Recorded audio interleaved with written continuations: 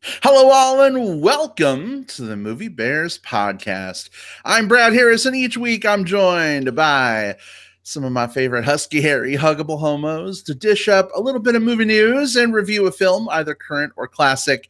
And this week will not disappoint. We're going to be discussing the new suspense slash thriller slash horror question mark film that is sweeping the box office lately, called A Quiet Place, which we had the pleasure of seeing at South by Southwest just a few weeks ago, and we got to see again at the Normal Movie Theater just a couple days ago. So I think we're all excited to chat about this film.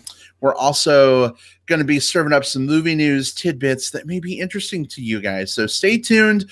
But before we do any of that amazing stuff, I got some amazing people to introduce you to. If you've been listening to the show for a long time, you know them. Hopefully you love them as much as I do. And if you're new to the show, well, A, welcome to the Movie Bears podcast. And B, these are two guys you want to put on your radar. They will be your new lifelong movie friends. Jim Pugliafico, welcome to the show. How are you, babe? I'm good. Thanks for having me. And welcome to the show, everybody. We'll have you anytime. Mm-hmm. And Will Lindis is here too. Welcome, Will. Hey, Brad and Jim. It's good to be back on the show with everyone today. Yeah, I'm trying to be very, very quiet.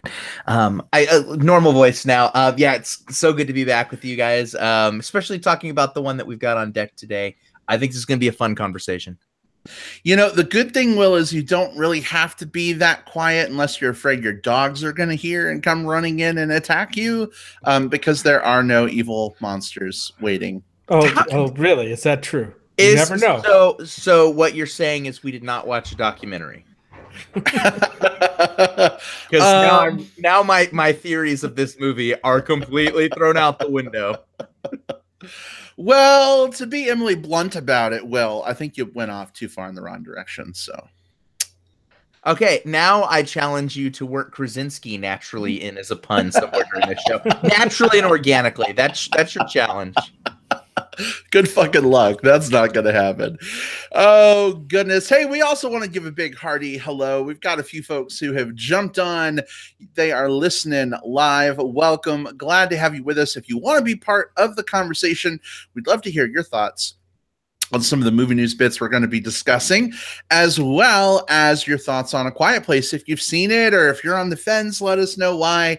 Feel free to jump into that live chat, say hola. Otherwise, if you're listening through the magic of digital tape delay, feel free.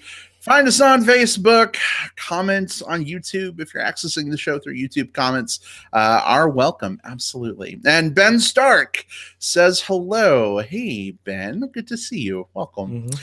Well, guys, last week we talked Ready Player One. I have one holdover housekeeping item that I wanted to return to. Unfortunately, these I did not win these in time to show them on the show, but check it out, guys. I won the copper key, the jade key, and the crystal key. I am now in sole control of the Oasis. I'm the new Anorak. Bow before me.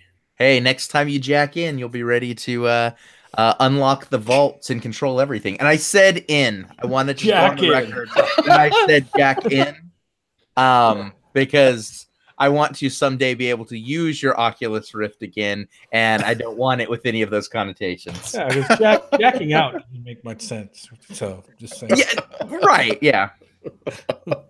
Oh, goodness. Well, Funko Pop actually makes these replicas of the three keys, and they were $20 on Amazon.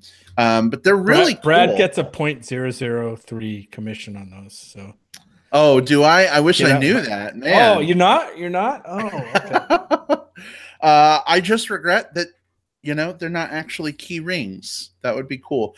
How neat would it be to be able to, maybe you could put a ring on it or something, but put a house key on each of these, Jim. What do you think? And then we could make a song just came to mind. If put a ring on it. But how cool would it be when we have a house full of guests for the weekend to make them compete for a house key? That would be pretty awesome. Or Those keys are part of a very, very large augmented reality game that Funko and Ready Player One have sponsored. And so, like 3 places in like the world, if you put your Funko key there, you get a thing out of it, and the first one to do that gets I don't know, something. But like, it feels like putting those keys out as a product is just asking for an ARG, right? I would think so. Well, anyway, Ready Player One is still in theaters. It is still absolutely massively popular. If you haven't seen it yet, hope you go see it soon. But I wish I'd have had those last week for the show. That would have been better. But thanks, shipping delays. Anyway, guys, are we ready to get to some movie news? Is it that time? Sure. Yeah, I think it's that time. All right. Well, then here we go. Some movie news. All right, Will, kick off this wonderful segment where we tell our listeners about some stuff we are currently excited about. What you got this week? Absolutely. So one of the things that's got me excited is some news about Taika Waititi, who is that director that we've talked about quite a bit on this show, from what he did with Thor Ragnarok and What Lies in Shadows and Hunt for the Wilder People. All 3 of those movies are ones that we've quite enjoyed, right? And so here we've got him with his next project, early development still, but he's taking the reins for the live action Akira film. Now, this has been a bit of a hot potato. I know back in like 2011, like Keanu Reeves was set to play the main character, Kaneda, in Akira. And so Akira is based off of both a manga and an anime out of Japan, set in Neo Tokyo. And the idea of having like Keanu Reeves, and then later on it was like Kristen Stewart and Gary Oldman, like all of these different people have been attached to it, has sat not too well with people, just because of the concept of like whitewashing and things along those lines, especially with Ghost in the Shell having recently come out and faced a lot of the same criticisms. I'm both excited and, you're always a little worried about how people are going to handle one of these adaptations. But what's got me kind of back on the positive side here is an interview with Waititi, who told, was it Dazed? He told them that he's going to be focusing primarily on the manga as the source material instead of readapting the anime, readapting the manga, which makes sense. And he's going to be focused on a set of Asian teenagers as the main characters. So, hey, points in his favor already for kind of skirting past all the whitewashing stuff. So this is a guy who I feel like I would trust to kind of bring some, to be thoughtful and mindful, but still bring some good energy to the screen. And that's a good combination. And after having just recently seen the badass Kaneda bike in Ready Player One, I'm excited to see it again. So yeah, early production still, but bring on the Akira live action movie. I'm in. Akira. I don't know a thing about Akira other than I've heard about it. I know who Taika Waititi is. I like his movies. And I also know that live action manga anime stuff. The last one I can think of was what? Ghost in the Shell? Is that one as well? Yeah, Ghost in the Shell is the last biggie. That didn't do so great. It didn't turn out that great. So I'm always game for stuff that can be done, translated from one medium to another. I just don't know much about Akira. Brad, I'm sure you know way more than I do about it. I actually don't have like a ton of like knowledge about Akira either. I know we have a cat named Kira. Does that count? I've seen Akira before, but it was like way back when I was in college and like, God, 18 years ago. Boy, do I feel old. And I think there is our cat. That's Akira right there. She is a Kira. That's your Kira. Yes. You Kira. This is adorable how she just like laid her head down. But I saw Akira like 18 years ago, so the details are kind of fuzzy. I think we'd also been drinking at that point in time. People drinking in college, is that a thing? But I mean, I remember enjoying a lot of the action and the visual style. Will, I didn't see a production still. What's the look like based on what you saw? There's no look at this point. Like we're in early development. Like he's not that far in.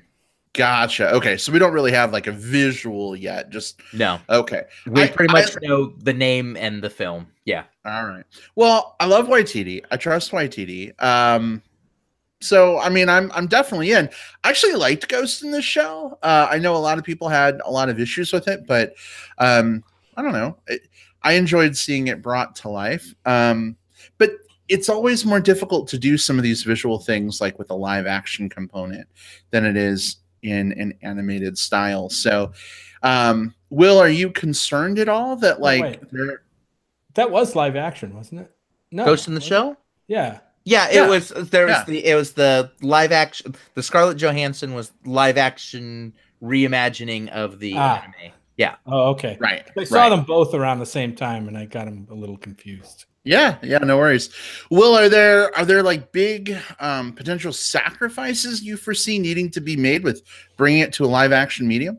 Well, absolutely. Without getting too far down the line, like you have to get a couple of things right. You know, one of the things I think is like this isn't a film that's like set in some sort of random place. I mean, it is set in Neo Tokyo, and you need to really have that kind of like futurism slash kind of dystopian street slash very Japanese kind of blend of things. You need that to be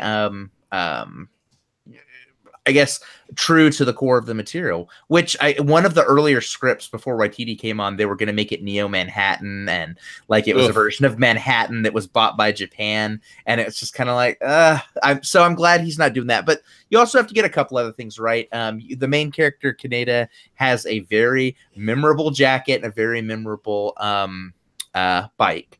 And you probably want to get those things captured because they're at the point of like iconic. Like the poster is his jacket and his bike.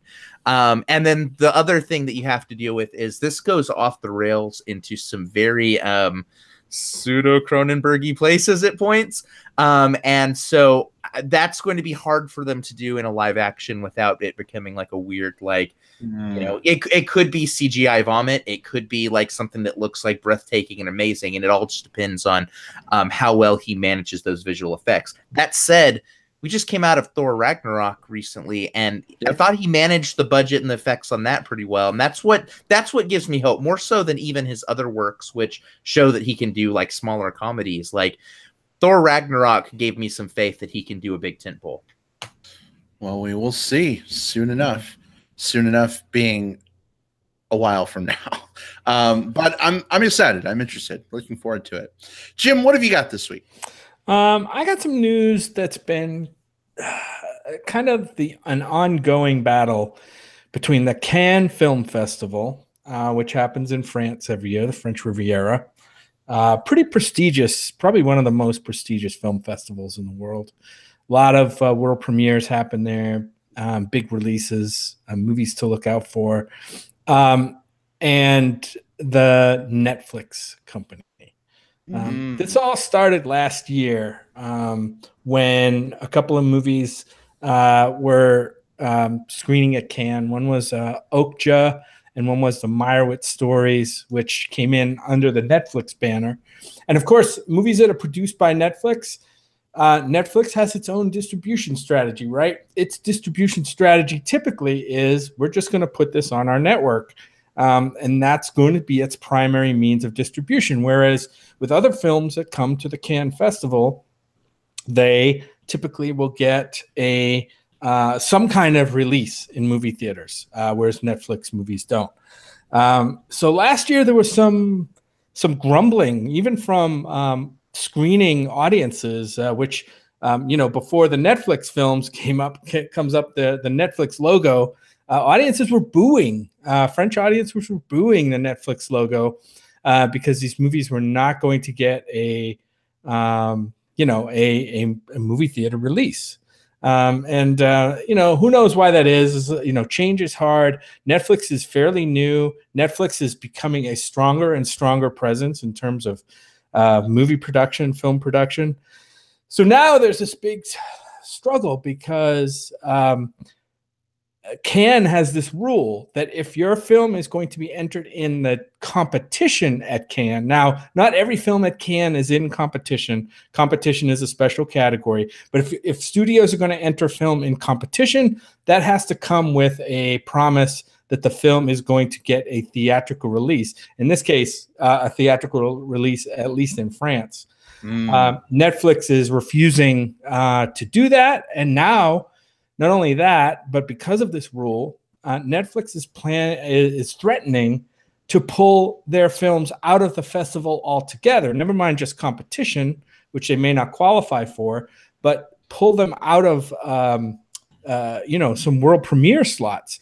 Will, I know you're probably really interested in this. Jeremy Saulnier's next film, Hold the Dark, was going to be potentially screened world premiered at Cannes. But it's not now. They want to do it later in the year, whatever. But yeah, this is a big deal. And, I guess movies are kind of, some people feel that film is kind of being held hostage by these two kind of warring, factions with different ideas. You've got, on one side, you've got the Cannes, folks saying, hey, we're not going to put films in competition unless you're going to screen this movie. And Netflix is saying, well, if you don't like our distribution, paradigm, then we're just not going to play. We don't care about Cannes. So it's still kind of up in the air. We're going to see how this goes for this year, but yeah, it's interesting. And like I said, more and more studios direct to streaming video services are coming up with their own content, right? We know Netflix, we have HBO, pretty soon we're going to have Apple, right? They're going to be doing their own thing too. So it's something that's not just going to go away if we solve the Netflix problem. I think this problem is a wider problem that's going to be solved and remains to be seen. I don't know. This news may be kind of boring. It's not juicy news. It's not as juicy as like the auctioning of Russell Crowe's used jockstrap for $7,000. I don't know if you guys heard about that, but Russell Crowe is auctioning off all his shit for in a divorce settlement or something. And now I'm interested. I know. I figured you would be. His used way to bury Lilith, Jim. His used leather jockstrap went for like $7,000. You could have been in on that. Instead of buying those fucking keys, you could have had Russell Crowe's jockstrap. So there. Well, the keys were $19.99 and his jockstrap was $7,000. So no, a little bit of the jockstrap is free if you unlock the 3 hidden key spots in the United States, which Brad was able to buy for $20. So I mean, it's a good bargain. There we go. Anyway, what do you guys think of this Netflix thing and Cannes being just kind of an indicator of what's going on in the industry right now? It is a very good measuring stick of kind of the two different sides to this. And I think that you can put down on paper both arguments and see where they make sense, right? You have a festival that wants to protect the film going experience. And as part of that says, hey, you just have to have played your film theatrically in France or plan to for this particular, to be able to be in competition here. Which is not too far off from like the Oscars, which has their own category. Like they have their own, like you have to play for a week in these particular areas to be qualified for an Oscar. So festivals and awards bodies have these different guidelines. And again, they are to protect the theatrical experience.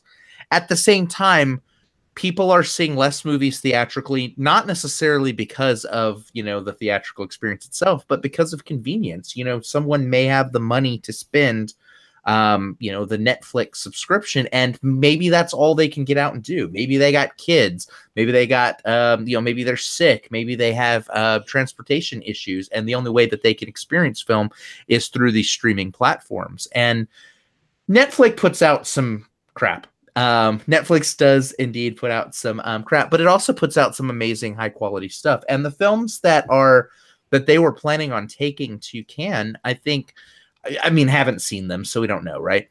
But they included, you mentioned the Jeremy Saulnier's Hold the Dark, which is like one of the things I most want to see.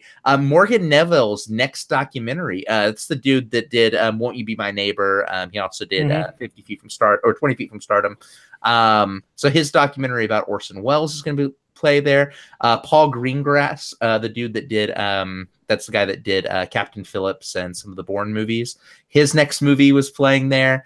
And Alfonso Cuarón, Gravity and Children of Men. He had Roma playing there. And so these are the films that are getting pulled. These aren't, some people liked it more than me. These aren't bright, These are movies that, had the potential to be festival darlings, And last year we had some of those as well with the Meyerowitz stories, for example, and Okja.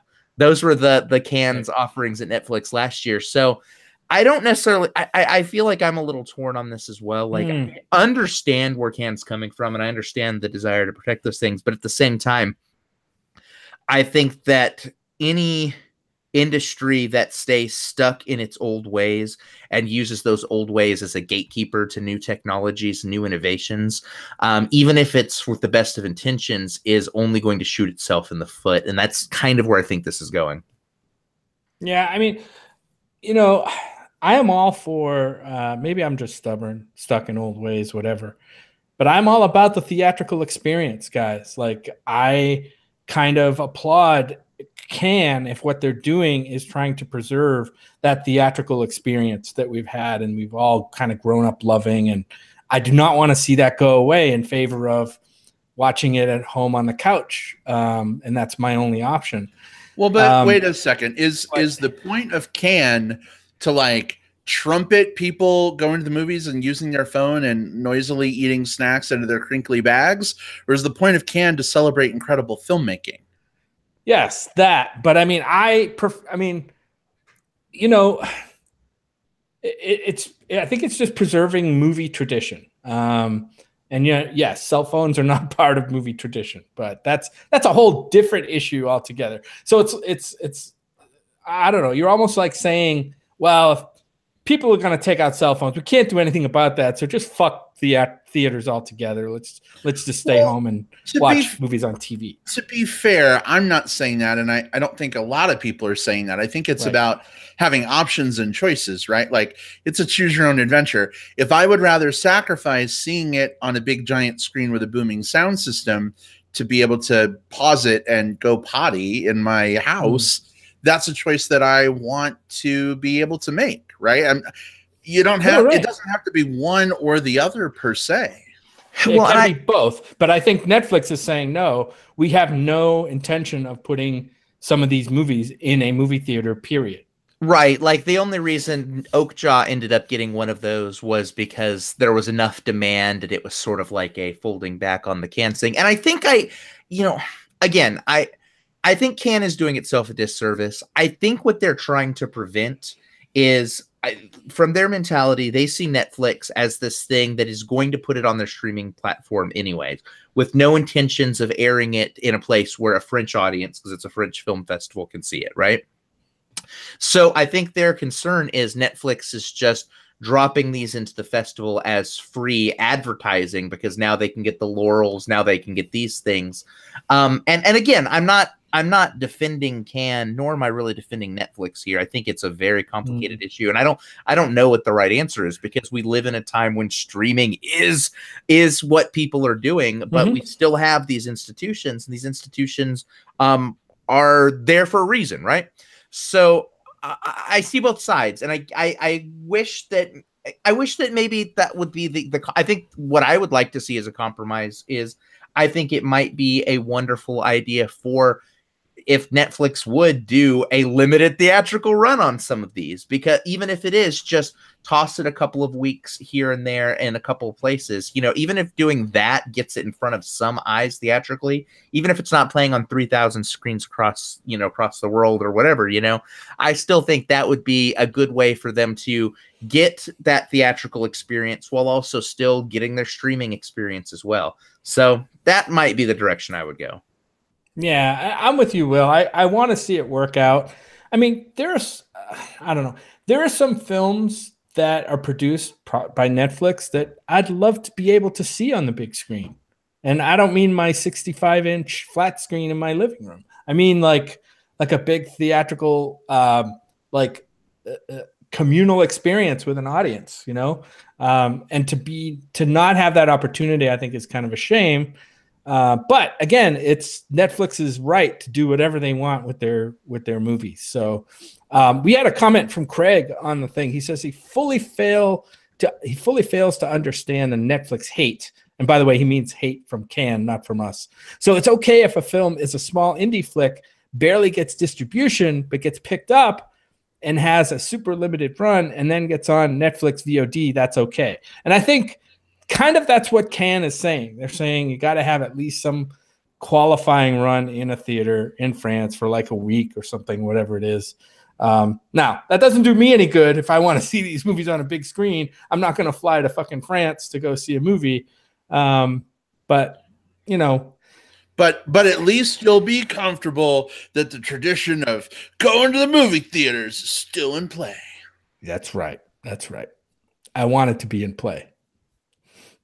Yeah, and I think that festivals serve the purpose of it's a marketing tool, right? And so I think part of what Cannes might be looking at is saying, hey, this is a spot that we can put instead for something that is not going to be on a major digital platform. We can give it to this other film and like they can get the laurels and maybe they can go from 5 screens to 20 screens. Again, like it's a very, very tough needle to thread. And I find myself like as an avid Netflix subscriber and supporter, like I get it. It's like going into the festival makes a lot of sense. Pulling back from it when they get pushed back from the festival also makes sense. I think it's right what Netflix is doing as a response, but I also can't come down and be like super hard on Cannes because at least I understand that as I've worked on I've been working on a festival for the last few years, and you run into that sometimes where you think like, okay, am I going to program the thing that everybody's going to see? Am I going to program the thing that I want more people to see? Is this a platform to get the most attention, or is this the platform to get something that deserves to be seen in front of people? And it's a lot of balancing. And I think Netflix throws a weird wrinkle in that entire thing. Cannes is a special thing. It's not like the film festivals that we've been to, like South by Southwest or Fantastic Fest or maybe even AGLIF, where you have independent films coming in. They're unfunded. They're coming in maybe, if they're very lucky, the select few that get picked up by somebody and distributed. These movies coming to Cannes are big for the most part. Yeah. They're already funded. They're already been picked up. This isn't really an independent film festival. So the movies that want to come in for competition, if Cannes wants to enforce some kind of screening rule, I guess I'm okay with that. They're not banning the movies from showing at Cannes, just not in the competition category.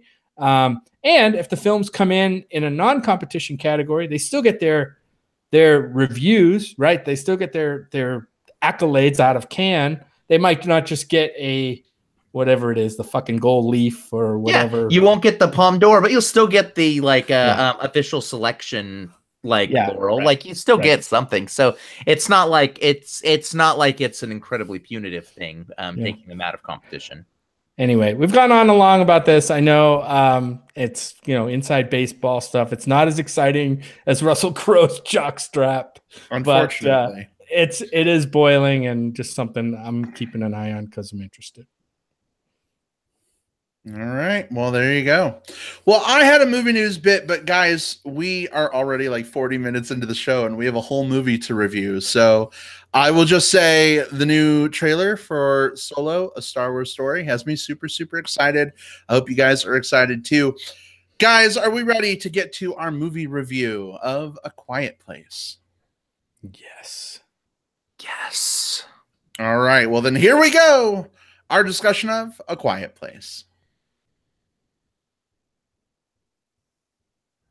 All right, so we are going to talk about this film spoiler free for probably 10 minutes or so. If you haven't seen it yet, if you're on the fence for some reason, we'll give you our initial thoughts on the film without giving anything away, whether we think it's worth checking out in theaters, maybe waiting for rental, or even skipping it entirely is an option, depending on how you feel about things. But Jim, why don't you go ahead and kick us off? Give us the basic setup of A Quiet Place, and maybe talk a little bit, if you don't mind, about seeing this at South by Southwest a few weeks ago. Yeah, I will say a little bit about this. I talked a lot in the news segment, so I won't talk much here. This movie is A Quiet Place, just released this week. I'll give you the quick IMDb summary. A family is forced to live in silence while hiding from creatures that hunt by sound. This is directed by John Krasinski. Also stars John Krasinski, Emily Blunt, and just really a handful of other folks. Millicent Simmons is one standout here. It's a really small cast. This is kind of the first horror thriller movie of the year, and it's making quite a splash in theaters this year, this weekend already. Getting a lot of attention, a lot of word of mouth, a lot of good buzz, good reviews. We saw this. We were lucky enough to see this, I think, as the opening night film at South by Southwest this year, which was amazing. We got to see it with, again, like 1,200 people in one old school movie theater. It was fantastic. Of course, Krasinski and Emily Blunt were both in attendance, as well as the other cast of the film. And I read somewhere a comment by John Krasinski that he was really energized by the reaction, because the screening at South by Southwest was its world premiere, the first time it had screened in front of an audience. And Krasinski was really nervous. Directing, number one, is not his first. I don't think this is his first film, but I don't think he's directed anything quite as big as this. And he was a little bit nervous going in, but when he heard the reaction of the crowd to some of the scares and the gasps, and he was really energized by this. And I think that kind of like started the momentum of this movie off. And it was fantastic seeing it. It was fantastic seeing it again here this weekend. I really love this movie as a thriller. I love what it does with the acting. I think is great. The direction is fantastic. The like set design. You're kind of in this little isolated world of this farmhouse out in the country. Just the things that it does with sound. The sound design of this movie is fantastic. Just if you do go to see it and if you haven't seen it yet and you hope you're not going to stick around for spoilers, but pay attention to the sound in this movie. It's hard to miss, but even in parts where it's not like fully in your face, there's some subtle things this movie does with sound. I hope this movie gets at least, but at the end of the year, some kind of sound design awards and recognition. But yeah, I love this movie. You got to get out and see this with a crowd in a theater. That's what this movie was made for. Probably this is probably one of the movies that might be in the running at the end of the year if all things work out for like a top 10. Wow, pretty high praise there, Jim. But glad to hear that. Yeah, for me, this was a pretty big home run. I'm typically not the biggest like horror genre fan. Is this a horror movie or is this a suspense movie, guys? Yeah, it's a horror movie. It's a suspense movie. The lines blur in this genre. Okay, someone told me earlier it's not technically a horror movie, but this person is like a horror movie file. They're like an expert with horror movies, I guess. The internet I don't know where that line is. It's a horror movie. Horror is a large umbrella, and beneath it, you have, you know, monster, and you have suspense, and you have thrillers. You have indie horror. You've got like Blumhouse stuff. Yeah. It's all horror, but each one of them has its own flavor, you know. So you can count this as horror. Yeah, that's. Oh, sorry. I was just trying to answer the question. The internet, IMDb, says it's drama, horror, thriller. So, and the internet we know is never wrong. So, there you go. Case closed. All right. Well, we've got a definitive answer. Thank you, Internet. But I enjoyed this one quite a bit. It was the opening film for us at South by Southwest, and seeing it in a crowd of 1,200 crazy, excited people was a pretty phenomenal experience. And I remember, like, you know, we're walking into the theater, and like, there's Emily Blunt just standing there talking to people in front of the theater, and it's like, is that her? And then I'm like, well, nobody else would be wearing this like precious Easter egg blue pastel dress with like an Amish bib attached to it. So it's like, okay, that's Emily Blunt. So it was a cool experience to be able to be there and kind of hear them talk about the film during the Q&A, which was kind of a unique experience. But then seeing this movie in a normal movie theater the other night was kind of a different experience. Like, we had ladies on either side of us who were very much like those people you want to see a horror movie with, those people that like loudly react to things. And so it was kind of interesting because this film, so much of it is like bereft of dialogue. Even like music to a certain point, they take a lot down from what you'd normally expect in a horror movie, to the point that there's a comment in the chat. Steve says, was I the only one worried about sneezes, coughing, snoring, etc.? I came into the theater with a bag of M&Ms, and I had seen the movie, but I forgot how quiet it was.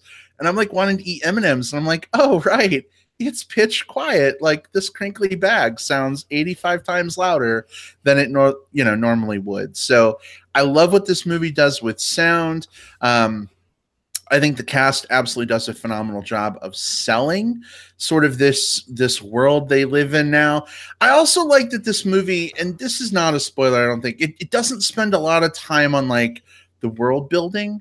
Like, a ton of movies that have like a weird setup will spend the first 10 or 15 minutes like explaining what's happened to this dystopian world and how did we get here. And you have like canned dialogue lines where they're set that up and they explain it. This movie just kind of like jumps right in and you learn as you go, as opposed to getting that exposition dump, which I think was really, really a win for this film. So I think it's amazing. See it on the biggest screen you can, with the biggest, best sound system that you can. If for some reason you aren't able to see it in theaters, maybe you have a good home setup. But this is definitely one I recommend getting into the theater as soon as humanly possible to see. So big recommend from me. Will, what about you? Add me into the pile of love for A Quiet Place. One of the things that I like so much about this film is that it shakes some of the horror tropes that I sometimes get a little burnt out on. You get these very jump scare heavy horror films, that have come out, and I'm probably a little more critical of some of these than some of the others. But like kind of the post Conjuring, Annabelle stage, like you get a lot of these films that are just like something creepy is in the corner, and then something's going to come flying at the screen, and there's a time and a place for that. Don't get me wrong. But what I love so much about A Quiet Place is at its core, and this kind of maybe even going to the original question there, Brad, like you can also make the argument, this is a family drama that just so happens to have a lot of other things happening around it. At its core, you've got a family that is dealing with this terrible situation and is dealing with a lot of strife amongst themselves because of some situations that have happened in the past, while they're in this like pressure cooker where they can't make these noises and they have to communicate only through sign language, and they have to be incredibly cautious with anything and everything that they do. And for me, I liked that I was able to watch it both as a horror movie and as a family drama. I was able to watch both of those elements and see how they meshed in and out of each other. It reminded me a lot in a lot of ways of like It Comes at Night, you know, which was about the family more so than anything else. You're absolutely right about the sound design being so incredibly important to this one. There were points where there are some points where there is some music, and I would even say that in some cases that would be one of my minor knocks to it. I think it's most effective when it just turns the music off and just lets the silence be the soundtrack. And like, you know, if there's leaves rustling or water flowing, those things all work out so very well. And so when it does start to play some music, I started to notice it, even though it was turned down. The creatures themselves are the things that they're facing, you know, all of that. It's all from that standpoint of we learn about things just by experiencing them. We don't have that narration drop. We don't have to have a lot of that, and because we don't need it. None of that stuff is really necessary to experience what's going on, because again, this is about the family more than anything else. There are some small plot issues. There are a couple of things that are a little more convenient than they need to be. And you know, and that's okay. It's not a perfect film, but it doesn't need to be a perfect film. It is a crowd pleaser. I think it's one that people, both fans of the horror genre and people that are more casual film goers, can all kind of rally around. I do want to echo your sentiment about the eating the food, though. So first screening, I saw it with you guys, world premiere. It was great. Second screening, I'm at the Alamo Draft House where they serve food, right? And it was at this particular screening, they gave us all like $20 of free food for everybody. So in addition to this being a place where we're all eating, everyone's like loaded up with more food than normal, because it's like, oh, all right, we're gonna burn this budget, right? So you see all of these plates, and then you look across the entire movie, and like as the movie starts and it's pretty quiet, and you know people are sort of getting into it, you just see a lot of people with like food hovering near their faces, just waiting for something like loud to happen on screen so they can time their bites. It was amazing, and I'd seen it once before, so like I was able to like kind of step back away from the experience and kind of watch the reactions around me, and that was as much fun as anything. But yeah, this is a great movie. It's a lot of fun. It does horror right. I want to see more films like this within this genre, so please support it while it's in theaters. Yeah, we had a question in chat from Steve. He asked, and this is not a spoiler, he said, did they ever mention the characters' names? And I don't know. Is this a spoiler? I don't know. I'll say it's not. But no, I don't think in the movie they do, now that I think of it. But if you look at IMDb, the characters' names are on there. So, but it's not important to the movie. The names are not important. It's a family. You kind of know the roles right away: a mother, father, and the kids. And that's pretty much it. And it's very simple. They're allowed to focus on just the characters, and I think the movie does a wonderful job at that. Indeed. Well, this is a very much loved film from the three of us. We absolutely hope that if you haven't seen this movie yet, and it sounds interesting, that you go and check this out, whether you do so in theaters, which would, I think, be the best way to experience this, or, you know, maybe waiting for rental if you're afraid of people eating their M&Ms and distracting you too much. I could see that, but definitely agree in theaters probably the best way to go here. Guys, are we ready for some spoilers? I think there's a lot to unpack here. Is it time? Yeah, let's do it. Sure. All right. Well, then we are going to go ahead and open up a can of spoilers. If you've not yet seen the film, this is the part where I awkwardly ramble to give you time. If you're listening live, feel free to mute us for the next 20 minutes or so. Come on back for plugs at the end. Or if you're listening on digital tape delay, use the handy dandy time index in the show notes to skip ahead to plugs if needed. But here we go. It is time for spoilers. Craig, we will see you later. Thanks for joining us. Enjoy your showing. Spoilers are fair game. Where do you want to start? Oh boy, I don't know where to start with spoilers, but I will want to. I do want to say that I hesitate. I love this movie so much. I hesitate to plug it so much because I don't think it's going to hit the spot for every single person, especially if you're used to kind of those Conjuring, Chucky doll, whatever horror movies. If you're expecting something like that, I think there's an opportunity for people who that's their thing.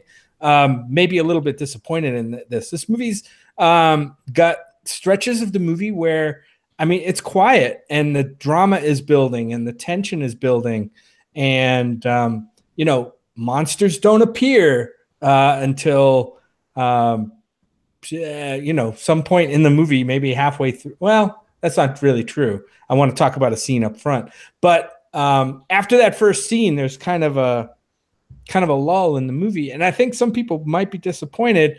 However, I don't know.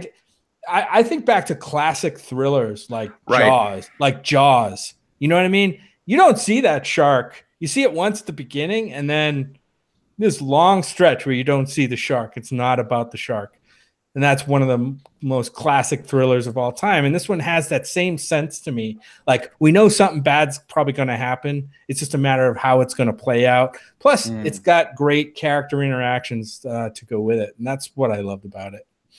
Yeah, this film is very careful with its pacing, and in a good way. Like, this film knows exactly what it's trying to set up and how it's trying to set it up. We start off in the middle of the story. We start off 89 days in or something along those lines, and we start off with this family at this point with 3 children instead of 2, and due to the child's negligence, he takes this toy that makes a bunch of noise, and they take the batteries from him, and he gets them back. And he ends up just putting the batteries in and making noise, as a little kid is going to do. If the little kid is going to accidentally do something that they don't intend to do, and he pays with his life for it. The kid dies. I'm all for movies that Child are okay murder. with. I'm all for child murder, but I'm all for films that aren't afraid of like doing that if the story calls for it. But you then have a film that follows from that. You are set into this world where you see immediately these are the consequences of making noise. It doesn't happen to some random other person. You don't hear about it in a scroll, or it's like on a TV in the background telling about these new monsters attacking. You see it firsthand kill one of the main family of the film. That sets the stakes remarkably high for me, because anytime anyone makes any noise in the movie thereafter, I can think back to that moment and think not only about how brutal that death looked like, it probably was, but also knowing how much grief and how much trauma and how much pain it's caused these characters since. This is a family that in the year after this has happened is incredibly scarred, and they've got wounds and mistrusts amongst each other because of their own internal guilt and how they perceive, like, every single one of them thinks that in some way that they're the ones that's most to blame, and that the others all feel that as well. And it's caused this rift in this family. That's consequences, folks. Like, that's how you tell a story. Like, that is how you set up these stakes to where when these characters are rushing towards each other at the end and trying to distract so the monster doesn't hear and doing all of these different things, it comes from the spring of this loss and the impact it's had on this family. That's storytelling to me. That's why I loved it so much. Yeah, I mean, I love that scene that you're referencing there, about 10 or 12 minutes into the movie, with a kid. I mean, just the way that scene was staged, with the sound design and the camera work, it's kind of shows, they're walking down the trail, and you see from behind, you kind of go into the one of the daughters is a deaf girl, played by Millicent Simmons, who I think is an actual deaf actress or actor. And she does an amazing job, but every time the camera kind of brings you into her world, you go into like a cocoon where you can't hear anything. Mm-hmm. And you can see from her face back to the boy, you can see that he's got that toy out, and you can't hear the toy, but you know what's going on because the parents turn around and the look of horror on their faces. And then it cuts back out and you hear the toy and the monster comes and like within a few seconds, like devours the kid and the stakes are set for the rest of the movie, which I loved. And I love that the movie didn't pull punches in that scene. Usually you're not going to see a young child in peril quite that horrifically early on in the movie, and it's quite a shocking scene. I also love that the little kid basically dies because the sister was trying to do something nice. It's not the same thing as just, the kid picking up that toy on the way out. Nobody knew it, and he pulled it out and played with it. In the store, the dad takes the toy away, right? And they put the toy up on the counter, and the dad explains why they can't have it. And they all walk out, and lo and behold, the sister grabs the toy off the counter without batteries, gives it to the kid. Yes, the kid picks up the batteries and puts them back in, but you just see this look on the little girl's face as the kid is dying. I keep calling her the little girl because I don't know her official name. I suppose I should look at IMDb. But as this is going down with the kid and later on, they've made like a little memorial on the bridge for the kid. She runs away. She's basically sleeping at the base of this memorial. You can tell like how torn up she is over her actions and what happened. And I feel like in any other horror movie, it would just be like a pat, like, oh, that person died. We're never going to have an impact from that again. But this really took the time and space to let that marinate and develop. Even to the point where like, the little girl and her other brother are on top of, this grain mill, right? And they're being chased by a creature, and, she's talking to the brother, and the brother's like, hey, don't worry, like dad's gonna come for us, he'll find us, we'll be all right. And she's like, he'll come for you, not for me. And like hurt me so much to hear her say that. The way she expressed guilt and she felt it most palpably of all the characters. And it's a hell of a performance from her. She is a hearing impaired actress, and this is her second movie. Her other one was Wonderstruck, where she's deaf in that as well. That's the Todd Haynes movie from the end of last year. And kudos to her for pulling in in less than a year's time, a Todd Haynes movie and then A Quiet Place as her first two film credits. Like, good on her. But so she plays this very well, but you see that also ripple to the other characters as well, because the John Krasinski character, he expresses some guilt about giving the toy back. And even the mother, who was, the Emily Blunt character, she has this line where she says, she breaks down when she has a moment to do so and says, I had a hand free. I could have been carrying him. Every single person feels like, and the main kid, the boy, he doesn't have as much there, but he was tired and was being carried, which means that, the father was scared. So every single one of them had, sick. So every single one of them had a thing that they could put that on their shoulders. And I love that because I've watched the teen slasher movies where the boyfriend gets killed, and then 10 minutes later they're joking because and it's like, it feels like, oh, just watch that dude get killed. Like, shouldn't they feel a thing? And I get it, like I have fun with those movies too, but this movie was about the family and about the way that they interacted. I do want to talk a little bit about one of their decisions as a family, and that is to bring a new member into their family. One of the big draws of this film is, or one of the big moments of this film is, so the Emily Blunt character is very, very pregnant at the kind of the kickoff of the story that dominates the bulk of the runtime here.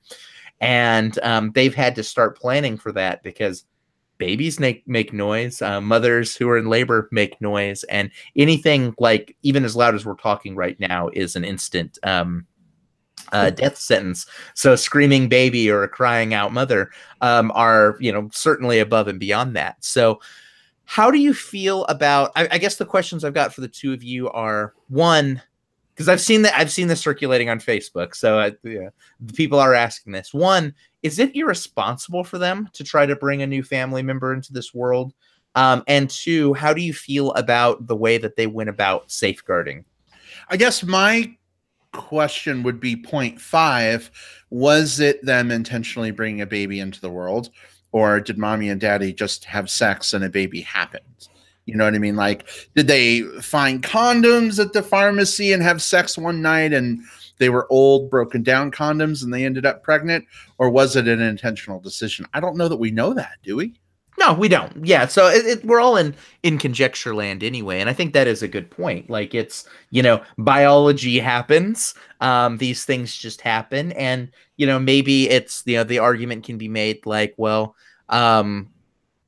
you need to make sure that you're if you're going to be having sex at all, like, one, you probably, or I mean, they probably had sex under the waterfall, right? Like, let's be real. They probably had sex under the waterfall. That's my thing. Like, the one place you can go to make noise is the waterfall. So, and he already knew about this place. So, and it was a place that he hadn't taken the kids to before. Yeah, it's Daddy and Mommy's quiet place. Yeah, that's really where the title comes from. Yeah, I mean, they also had this room made up, right, for that the kids were even participating in. Like, they were putting up like paper to soundproof the walls. Mm-hmm. If you remember, they were putting papers on the walls and stuff, and the mattresses. I think they were kind of building themselves a quiet place within the house. I don't know if it was for mommy and daddy to have sex or not, but it was for, I mean, they knew the baby was coming. They had the, the oxygen mask or whatever. I don't know if it was sleeping gas or what the heck it was, to kind of quiet the baby. So they were trying to take precautions, but whether it was, what's the word you use, Will? Like, irresponsible of them to even consider bringing a baby into the world. Who knows? I mean, I don't know. I mean, they were grieving. They had lost a son. Maybe they felt their family was incomplete and wanted to take that chance, and they felt it was an acceptable risk. Yeah, and I think I take a similar tact. I asked it mainly because I've seen the question posed, and I think for me it's I think putting a moral judgment on it at all sort of does a disservice to where we're at, which is like, we haven't been with these characters for the last 472 days or however long it's been since this incident started. We joined them briefly on day 89, and then we joined them a year later. We don't know what their lives have been. We just know about some of the stresses and some of the things that they faced. We don't know if that condom burst. We don't know if they had a conversation and said, no, we absolutely need to have another child, but what we do know is we're in a circumstance where the baby is coming. And what they've done is they've created a room inside the house to pad against it. They have it was like a little oxygen tank inside of like it was like a cushioned padded box, that like a soundproof box, right, so that you could put the baby in it, but he would still be able to breathe. Yeah. And I thought that, it's a hell of a life, and it's one that's like wrought with danger, and the type that you can imagine, like, it does put some extra risk on the other children, but families are risk, that when you're in these types of circumstances and you have additional people that you're caring for and additional people that you have to think about, like, even if it's just in our day-to-day lives, you add another member of the family. Now you've got additional financial obligations and additional things that you have to do. That adds risk to someone's life, but creating new life and expanding a family always comes with that risk. Maybe not on this scale, but it's how it goes. The monsters ratcheted up a little. I'm pretty sure that the message of this movie is that gay men would rule the world if this ever came to be, because guys are used to very silently doing their thing from growing up, living with their parents, and B, they can have sex together and enjoy each other without procreating. So yeah, because I don't know, because I would think that anytime that I've been around a bunch of our people, like, we're also not really good at, like, just kind of being quiet in the corner. Like, we can be a loud and boisterous bunch. Yeah. Gay men would rule the earth until they all died out. Then yeah. But what did you guys think of the monster design? And when we got to see the monster and the monster actions, what did you think of that? It was great to see the Outback Steakhouse Bloomin' Onion get some screen time.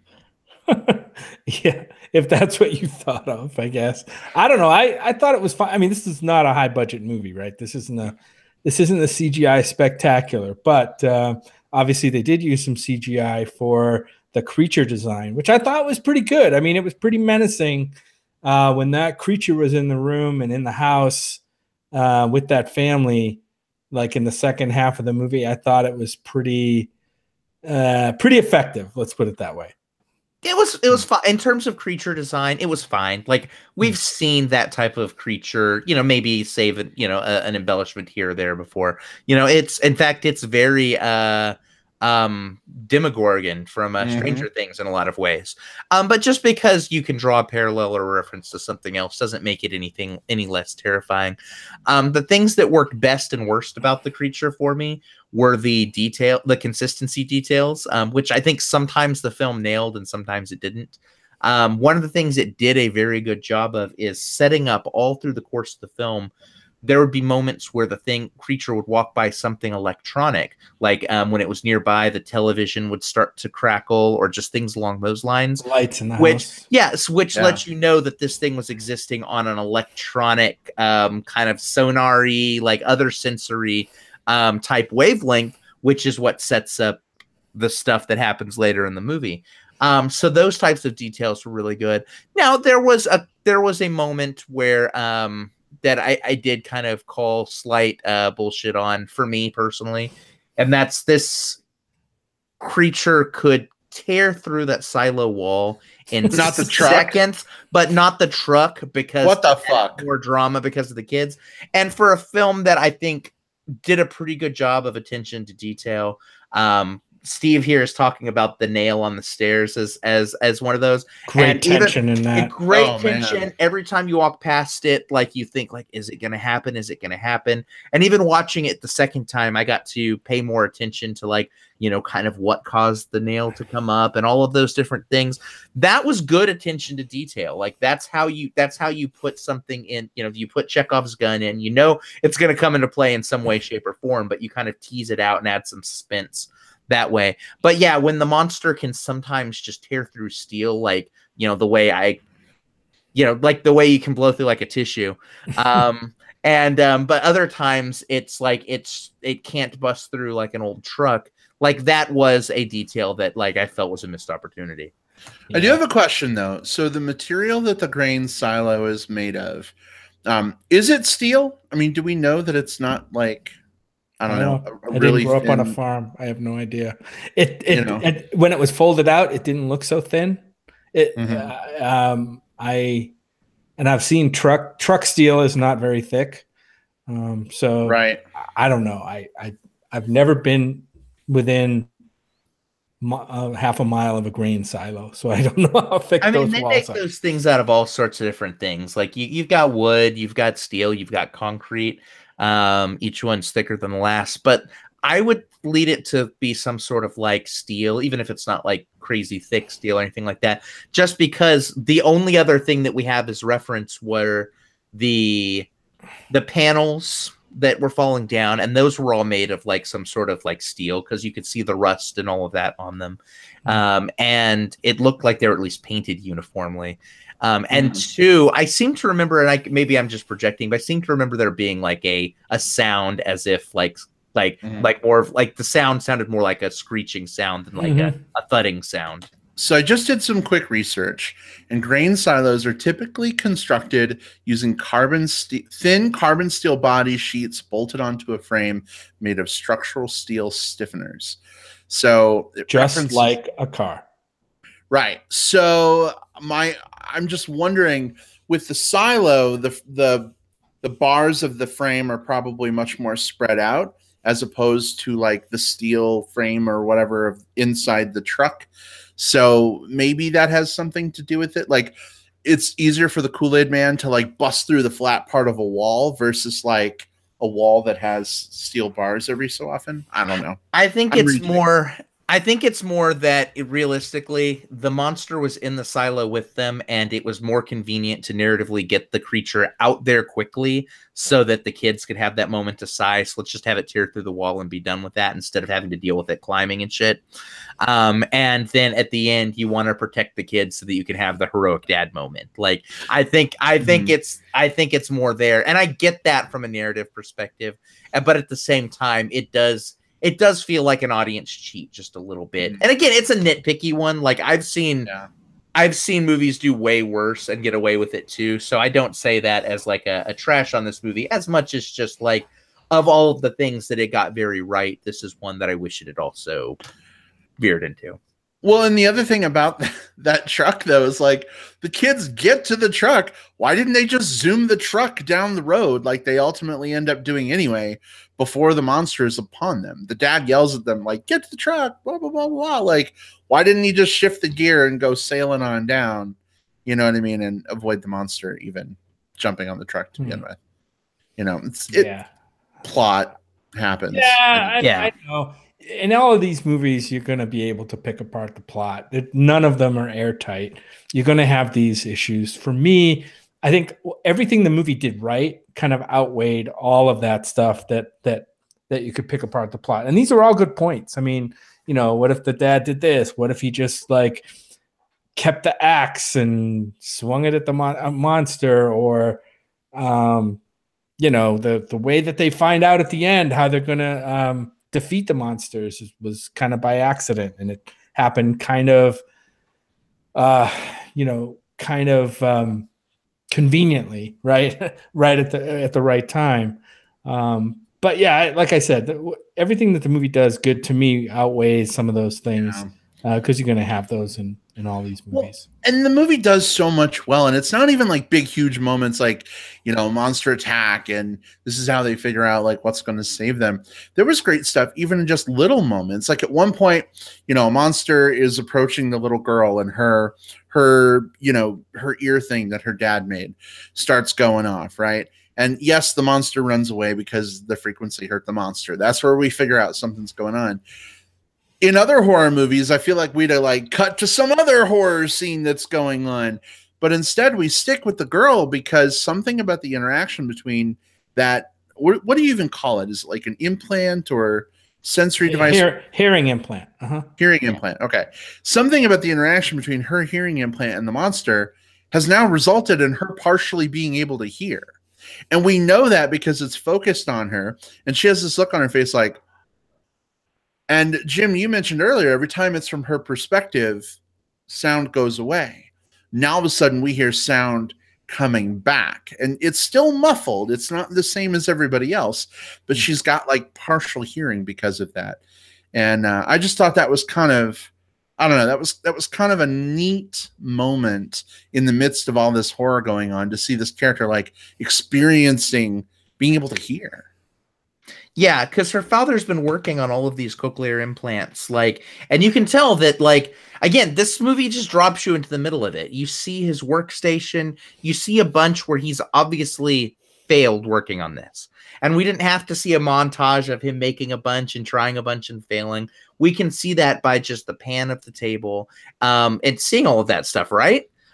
That's good storytelling as well. We were able to learn a lot about how dedicated he's been to his family, and specifically trying to show his love for this daughter who, as Brad mentioned earlier, says he won't even come and save me. Like, this is how much guilt that she feels over this whole thing, and she's not even seeing how hard he's trying to give her give her the gift of hearing. Because she thinks that he hates her for what happened a year ago. And so it makes the payoff there at the end of the movie where we figure out, we get, you know, these, the sound, that tinny sound that it makes, and all of the implants sitting on the table and all of that. Like, I think that it all comes together in a very, very satisfying way to me. In fact, a way that even, it's hard for me to say this to everyone, but like, and this was a movie that I think is even better on the second go through, because I think a lot of those smaller details, I I think a lot of dots are connected between plot elements that you don't realize the first time through, and not like in there's a bunch of twists type way, but just all of the little subtle nuancy things, I think really come to the forefront on a second viewing. Yeah, I mean that scene you mentioned where it's after the father's been killed by one of the monsters and they're in the basement, and she gets to see, she's down in the part of the basement where the father wouldn't let them go, right? He wouldn't let them let her down there. And that's where he was trying to do what he could to like help her hear with these implants. And so now you have a girl that's like suffering from the guilt that she may have contributed to her little brother's death. And now her dad's been killed by a monster. And just before he died, she was at odds with him, making him think like he didn't love her. And now she sees that, oh my God, I've just, I had my father thinking that I didn't love him because I thought he didn't care for me. And now he's made all this stuff. So like, it's not doing many favors for the girl to see that at the end, but it does kind of, I don't know. I think it's more maybe for the audience. I don't know how it's going to make the girl feel. She's already feeling guilty. Now she's going to feel doubly guilty, I think. Maybe. Well, we did have this really incredibly sweet moment, though, where the dad is about to scream. And the girl is like looking at him through the back window of the truck. And he signs to her, I love you. I've always loved you. Right. And I, we switch to the girl and we see the look on her face. And that's what I mean about these quiet character moments. You almost see like a year of like guilt and grief just kind of melts away from her for a second before she realizes what her dad's about to do. And then it all kind of comes rushing back. So I don't know if she gets any resolution of some of that, given that, the dad just sacrificed himself so that both of them could live. But again, I think other horror movies would like sail right past that bullshit. They wouldn't even care about that. No. So I appreciate this movie for taking that time. Mm-hmm. Yeah, we'll find out in the sequel what happens. You know what I mean? They're already talking about it. They are working on a sequel. Oh, really? Yeah. Nice. So she'll be 16 and she'll be leading the rebellion against these animals, and everybody will have like aural guns that like emit those frequencies. It'll be like Aliens to Alien. So they're no longer working on a sequel. I just helped them cancel it. Like she's gonna sign language. Get away from him, you bitch. But yeah. Oh God. But it'll actually be a trilogy, Will, because the third part will be called The Quietest Place. And in The Quietest Place, now you have like they detect any sound, even the whispers, they're on you because they've got like the aliens have evolved too, or whatever they are. That's the other thing I kind of liked about this too. Just to kind of throw this out there.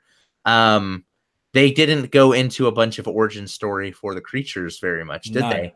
Just little newspaper paper clippings. And it's like, yeah, they're probably aliens or something like that, but they are movie monsters, and that's all they need to be. Yeah, they're actually mutated gems. Yeah. Oh, okay. So this is part of the Steven universe. Totally. Like I was looking for Jasper the whole time, but she never showed up. Okay, all right. I'm here for it. Maybe the monster's name was Jasper. Maybe. No, but this is one of those movies that I don't think anybody ever expected that this would be like have a sequel or be any kind of a franchise. They made this movie for like 17 million. It made 50 million in one weekend. And anytime there's that kind of a big net gain, the studio is immediately pushing for a sequel. So that's what's, so that's how we know we're getting one. Yeah, I mean, we took the box office like it was the top film over the weekend, which, good on it. Good on it over, Ready Player One, which was been out for a little bit, and Black Panther, which has been, gosh, like number one for like weeks now, for like a couple of months now. Right. So, Jim, I have a question for you. Okay. A question that may delve deep into your heart of hearts when it comes to precocious kid actors. How did you feel about the child actors in this film? Because I know we saw Oprah in Space like the day before, and the kid actors there you wanted to like, God, just destroy. Were these kids better for you? Charles Marshall. Let me see. Yeah, these are way better. First of all, they said a lot less, which was great. But no, I just I don't know. There's something about like I like short stories. I like efficiency of storytelling. I don't and movies and stories that do a lot with a little, and that's what this movie did. I mean, these kids had to act through actions and just looks on faces and reactions to what their parents were doing. And I thought it was great. I mean, I thought it served the story well. I had no problems at all with the kid actors here. So yeah, I thought it was fine. Will, how about you? Yeah, so I know I talked a little on Millicent Simmons before, but the other kid that we've got here is Noah Jupe. Noah. Anyway, and he has less to do. Like he has of the four main characters, he has less weight to carry, but what he does have to carry, he does a pretty decent job of. And he's another one who we've seen in something recently too. He played Jack Will in Wonder, which I mention only because it's kind of neat that these two kids came off of Wonder and Wonderstruck to do A Quiet Place. Like, there's some neat synergy there, but it's because they're wonderful. They are a set of wonderful kids, and yeah, and that's if you've ever watched Wonder, it's very like it's very like almost overly saccharinely sweet, but it's performed well. Like the kids do a good job in that. And same here. Like, I think everyone pulls their weight. All four of these family members have to do exactly what they do to make the film have the emotional stakes that it does, and they pull it off. I knew I had seen that kid before. I had seen Wonder. I wasn't a fan of the film. He wasn't the main kid though. He must have been. He was a friend of the kid. He was the main best friend in that. Yeah. He was the main best. Yeah. Very good. Very good. But yeah, I thought the kids did fine. I think Millicent Simmons. She could be a star. I mean, she's got that kind of a unique look. She's obviously got special talents in terms of acting. So it's going to be interesting to see what kind of movies she can get into and make a difference in. That's going to be good. Oh, yeah, most definitely. Looking forward to seeing what else she does beyond A Quieter Place. Yeah. Well, guys, I feel like there's more we probably could talk about, but it is that time. Are we ready for some plugs? Yeah. Sure. Quietly, but yeah. All right, let's quietly plug a few things. This is the part of the show, guys, where we tell you about a few things that we are excited about, maybe pique your interest a little about. I'll kick things off. Rampage is coming out this weekend. For those of you who, like Jim and myself, have a soft spot for Dwayne "The Rock" Johnson. He doesn't go by The Rock anymore. I guess it's just Dwayne Johnson, but he'll always be The Rock in my heart. I have so much love for the video game that this movie is based on. God, I spent hours and hours playing Rampage at the bowling alley while my parents bowled in the late 80s, early 90s. Hugely fun game for me. So seeing the trailer for this movie, I love the creature designs. The CGI looks pretty good. And hey, we get to see The Rock hamming it up with a giant albino ape. So I'm excited. Jim, you're pretty pumped for this, yeah? I mean, come on. I'm a giant monster movie fan anyway. So this movie looks like fun. Everything, I mean, even Baywatch, which is not a good movie, was still fun to watch with The Rock in it to some degree. The guy's got charisma. I know Will's not a fan of the Fast and Furious series when he's been in it. But I like watching the guy. I think, and this is a good combination for me. I never played the video game, so I have no nostalgic ties to the property. But the movie looks like it could be stupid fun, and that's all I expect.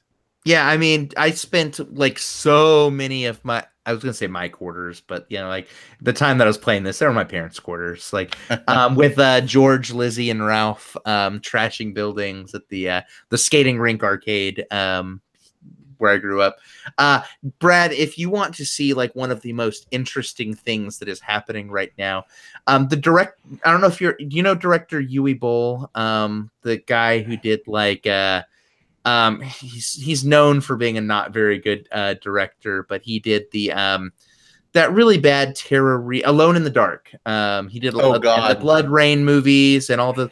Well, he did a movie in 2009 called Rampage, which is not at all related to the series, not at all related in any way, shape, or form to the game. But he's been going off on Twitter like he is trying to sue the creators of this movie for taking his name.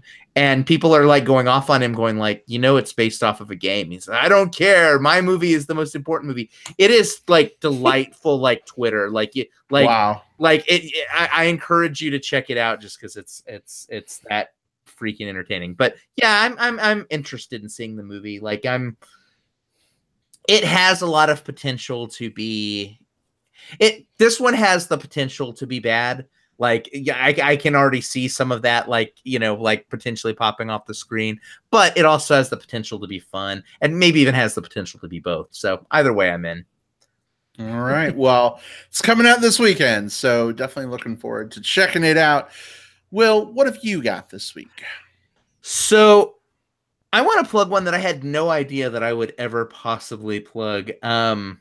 So we skipped it at South by Southwest because we thought, in fact, it was kind of our like, oh, we could go see this instead, and we'd chuckle and we'd see something else that we wanted to see instead. But I watched Blockers over the weekend, and it was actually pretty good. Like way, way, way better than I expected it to be. It's a very interesting, both sex cautious and sex positive comedy, like teen sex comedy. Think like American Pie or any of those, about these three girls wanting to get laid for the first time, lose their virginity on their prom night, and their parents who all catch wind of it trying to stop it, and all of them all six of these characters having to go through all of their own hang-ups through this like madcap dash. It's a weird comedy. It's a goofy comedy. It goes into some kind of like dumb places at times, but it's always based on these characters' like fears and motivations, and all six of them have their own arcs that all like, you know, get some decent, you know, like resolution in different ways.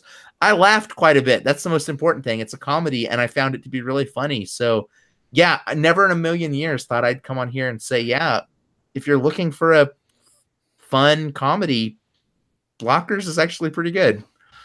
Yeah, I mean, we see these trailers come out, and we see them when they play in front of movies that we're seeing, and we turn to each other and we say, "Oh my God, I don't know if I'm ready for that. It looks kind of dumb."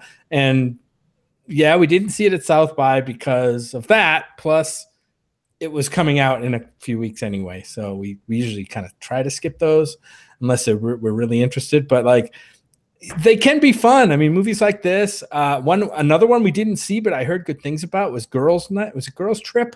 Girls Trip from last year with Tiffany. Girls Trip. Yeah, I heard that was fun. It's good. Yeah, I heard that was fun too. And sometimes I think we, you know, skirt around those. There's certainly a lot of movies to see, and when it comes down to choices, those generally don't percolate to the top of our lists. But you know, maybe they'll be good for like come back around sometime and see those. Maybe when they're on VOD or something.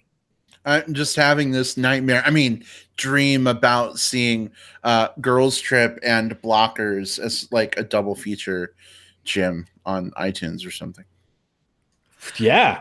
I'm thinking about all of the different comedies that have come out theatrically in the last like year and a half, and maybe put like Game Night in there as well, and possibly even Jumanji, which was also better than expectations. And yeah, better than expectations. It was fun. It was fun. The Jack Black stuff was good. Like I think I think you could do, as far as double features could go, comedy double features, I think you could do far worse with a lot of the just dreck that makes it to the theaters. Okay. Well, all right. Maybe make it onto my provisional list. There we go. All right. Well, Jim, what have you got this week? I ended up looking for something to watch this weekend. Went into Netflix, and I ended up watching a 6-part documentary called Wild Wild Country. This was a 6-part, like 6 or 7 hour doc about this controversial guru from India who builds a utopian commune in the Oregon desert and comes into conflict with the town locals. And it escalates into this huge national scandal involving INS and FBI and this thing starts out pretty simple. You think it's going to be just this power struggle between this commune and this small town, and it just explodes and goes into some crazy unexpected areas. It's called Wild Wild Country. If you like it's a very good documentary. It's something that it's one of those things where you say, my God, how did I never hear about this? Like, how did this shit, all this crazy shit happen? And I never heard about it. And this was a real thing. And it's kind of scary. It's dramatic, all at the same time, and just fascinating. It's called Wild Wild Country. It's on Netflix right now. Wow. So it was, you said 6 or 7 hours. I didn't realize I had disappeared into Skyrim VR for that big of a chunk of time that you binge watched pretty much the whole thing while I was playing. I did it all in one day, one afternoon. Yep. And that's unusual for me, but hey, it fit. And sometimes I get into a binge mood, and I kept seeing a lot of stuff on Twitter about this. And so I got to check it out. So, and it's one of those things where you could watch the first hour. If it doesn't hook you, you don't have to watch the rest of it. But this one definitely hooked me right in. Well, very cool. Glad you enjoyed it so much. Well, guys, we've reached that hour. It is the end of this week's show. Man, this time always goes by so fast. Like, we hit the go live button, and it's like, how are we going to fill an hour and a half? And boom, we're already there. But love doing this so much. Just want to say a big thank you to everyone who joined us live tonight. Glad having you guys with us. A big thank you as well to everyone listening on digital tape delay through the magic of iTunes, Stitcher Radio, and on our website. But don't forget, if you are listening audio only, you're missing half the fun. You can always go to youtube.com, search for Movie Bears Podcast, and watch the show instead of just listening to the audio version. So feel free to avail yourself of that option. Also, we'd love to talk movies with you guys. So let's tell listeners where they can find us. Jim, if people want to talk movie shop with you, where can they go? Find me on Twitter at JJP Out West. That's where you'll find me there. Or on Facebook at Jim Poliafco. Boom. Love it. All right. And Will, how about you? Yeah, I'm on Twitter at Whatever Cove. I'm on Facebook. I'm William Lindis. Just send me a message first so I know who you are and how you found me. And I'm also on Letterboxd. Just look for William Lindis there, and we can talk movies. All right, and you can find me on Twitter at iBradPro, as well as on Facebook. Just search for Brad Harris. I'm the one that likely has Bear Chub Chaser friends in common with you, but definitely send a message first. I don't know about you guys, but like ever since this whole privacy thing with Facebook happened, like the bots have been out in full fucking force. I've been getting so many spam messages. So, you know, if you do message, just be cognizant that you need to prove you're not a bot. So find a fun way to do that. Mention a movie. Oh, now I'm giving bots ammunition, guys. I need to stop doing that. I mean, bot. If we get that far down the singular, like where the bots are actually having meaningful conversations with us. Okay, if you are that bot, okay, you can add me at that point. Like if we're like discussing the nuances of annihilation and the bots giving me it's a crazy out there theory that actually kind of makes sense when you think about it. That's the bot that's allowed to add me. All others need not apply. You know what? It's totally possible though. Like a bot could just like go to a Reddit thread and pull a random comment. You know what I mean? And just pop it in. I need to stop empowering bots. Oh my God. Okay. No, right. In any event. Guys, been a total blast. So good to see you. Next week, Rampage, maybe? probably. I think of the things coming out, I think it's Rampage. Yeah. Yeah. So this is your homework, everybody. Go see Rampage over the weekend and join us next week for our combo. Have a good one, everyone. Take care. Bye. Bye. Bye-bye.